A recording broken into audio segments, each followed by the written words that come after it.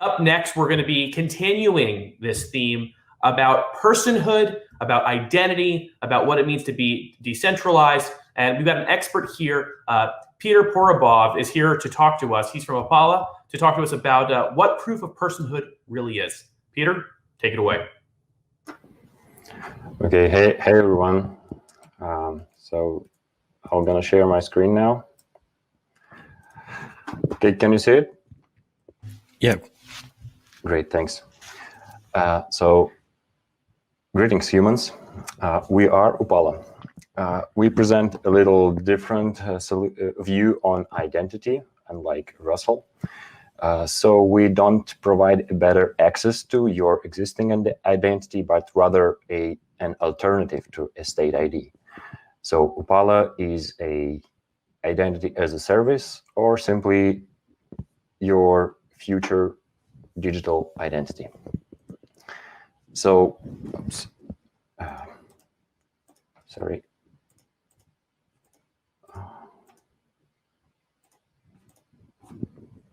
Okay. So currently there is no reliable way on Ethereum to tell humans apart from bots. Neither there is on the traditional web. And the fact that there are over 1 billion people without any ID in the world, we believe that it's a part of the same unique human problem. So existing solutions out there measure the probability of personhood in percents, including capture of Google and Bright ID, for example. We don't do that in Upala. Instead, we have dollars. We measure uniqueness in dollars, and we call it price of forgery. So how it works? The building block of Upala is a group. The group consists of users with their scores and a pool of money. The main feature of Upala is this explosive bots protocol, meaning that anyone can delete their ID and run away with the money at any time. And the amount of money that a person can run away is this person's score. So let's say for our group, let's say one of members decided to run away. He or she is able to take their score and take it from the group's pools. Other people, other members in the group will certainly not let this member in again, because basically this person is stealing their money because they have this common pool. So yeah, it's one part of the incentive, and another part is that incentive model. Another part is that the app can access this group and prove scores of users, and this group is able to charge the app. So on one side, we have an incentive that users won't let untrusted members in. On the other side, we have the apps that can query the score and for some fee. So this is the incentive model. And this is enough to build a lot of different structures on Upala. And actually, it's enough to build a market where groups are looking for trusted members, and they need a lot of them because this is how they earn. The apps are looking for huge groups again, and they're looking for low fees, and they're looking for trusted groups. And users are looking for trusted groups, and the groups that give the highest scores for the lowest efforts or lowest deposit in money. So this way, a market similar to insurance emerges, but instead of trading coverage for premium, in Upala, scores are traded for efforts, meaning anything that reduces the risk of explosion or increases trust in these users, be it deposit, some reputation at stake, or work like solving CAPTCHAs. And this creates this market dynamics because we have a lot of groups. They compete in providing best scores, but they cannot give scores that are too high because they will be punished by explosions from within the group from malicious users. So this dynamics balances the price, and this price balances on the amount of efforts needed to get this score, or in other words, it's the same as price of forgery. So let's see some examples. Upala group could be anything. It could be wrapped over any existing community and provide a way to earn for it, by the way. Or it could be wrapped around any identity system or around any entry test, any verification tests. So let's see the simplest thing. Let's say we created a group based on SMS verification, and we provide a $1 score to anyone who can verify their SMS, their phone number via SMS. So let's say we have like 1,000 users within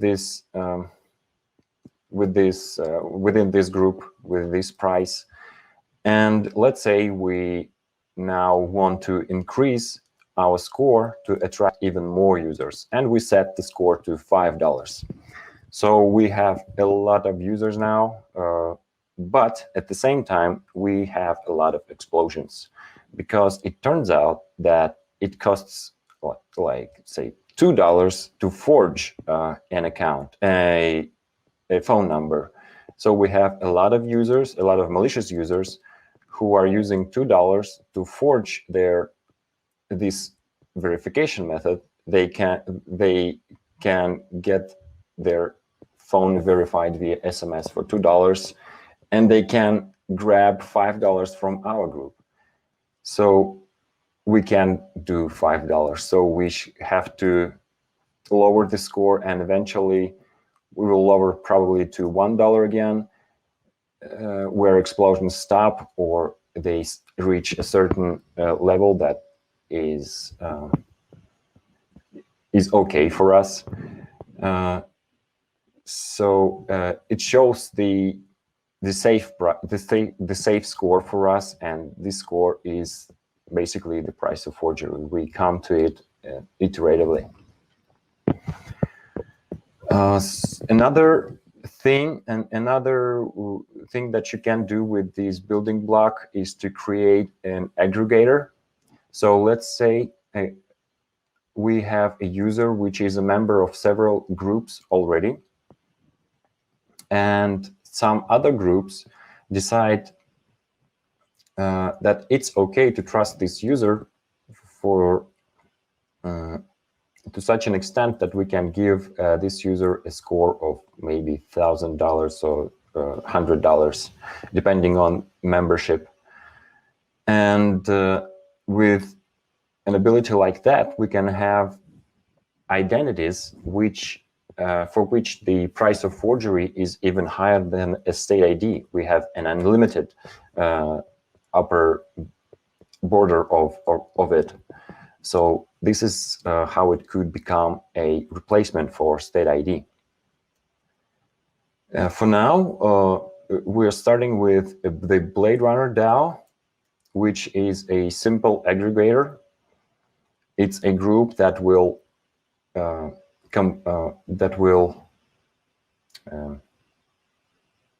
sorry, what's the word? Bring together score providers, which are communities, identity systems, and other groups that wish to provide scores, and score consumers from the other side, the apps and offline, off-chain apps. And this DAO will decide on the curation of new groups and scores and fees to the apps. So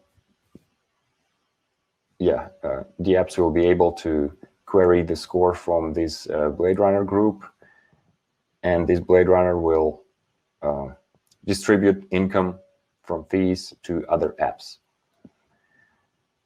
So yeah, this is how it works. Thank you very much. Please, if you like what we are doing, join our Discord or chat. My name is Peter. If you have any question, I would be really happy to help. Well, Peter, let me ask you a couple of questions real quick. Sure. Thank you so much for this excellent presentation. So you talk a lot about using market dynamics to help essentially prove identities in this decentralized way. I do wonder, what do you see as the largest impediments to this becoming something that people actually use on a regular basis? Sorry, impediments, like obstacles? Exactly. What are the obstacles that could prevent this from becoming mainstream? So yeah, it's the same as the whole for the whole blockchain space, the infrastructure. So we first need to onboard as many users as possible to blockchain, and then it would be easy for them to onboard to Upala. Because first we need the apps that need these types of score, and second we need an easy way to access D apps and access Upala, which is also a D app. Yeah, that's the main obstacle, I think, for that. But I believe there should be a huge demand for identities like this in the future. And you find that, have you been testing this so far? Have you found traction with users today?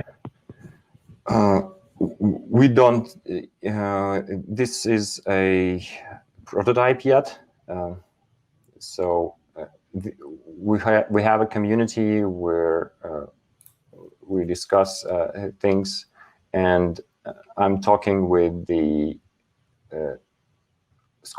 future score providers and score consumers. So we are more interested in partnering with other identity system than looking for our own users, because Upala works with other identity systems. It's a incentive layer for other identity system and aggregator for our identity systems. So we focus most on other identity systems and communities. Okay. Well, Peter, thank you so much for this and for answering my questions here. I think there's certainly a pathway forwards for decentralized identity, and I love your marketplace-based dynamics that you created. Thanks so much for coming.